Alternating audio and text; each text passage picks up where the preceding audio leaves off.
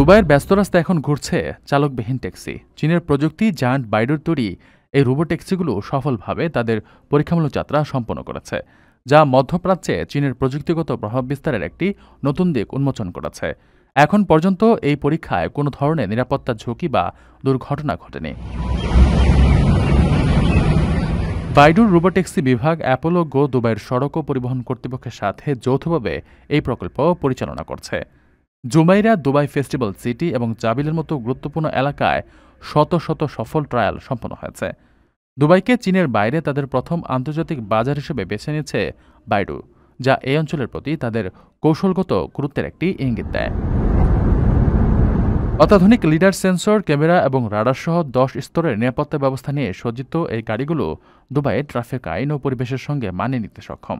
সংস্থাটি 2026 সালের প্রথম দিকে বাণিজ্যিকভাবে এই সেবা চালুর পরিকল্পনা করছে এবং আগামী 3 বছরে তাদের বহরে 10,000টিরও বেশি চালকবিহীন গাড়ি যুক্ত করার লক্ষ্য নিয়েছে।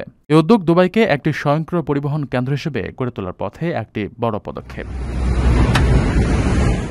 আপনার স্বপ্নগুলো আকাশ ছুবে প্রবাসীর হেলিকপ্টারের মাধ্যমে। বিয়ে, জন্মদিন অথবা যে কোনো বিশেষ প্রয়োজনে হেলিকপ্টার ভাড়া করতে যোগাযোগ করুন স্ক্রিনে দেয়া নাম্বারে। প্রবাসীর হেলিকপ্টার, নিরাপদ ও সাশ্রয়ী বাহনের বিশ্বস্ত নাম।